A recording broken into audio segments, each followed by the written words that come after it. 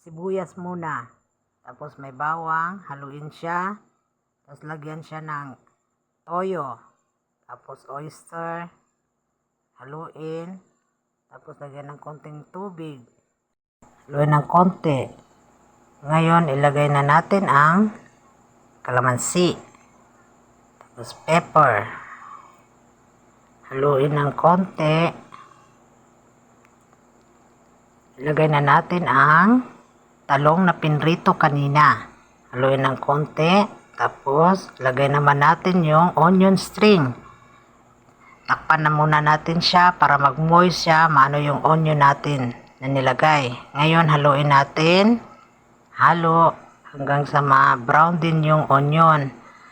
Hintayin na ng konti. Ayan, tapos na. Tapos na ang ating nilulutong talong ala bistik.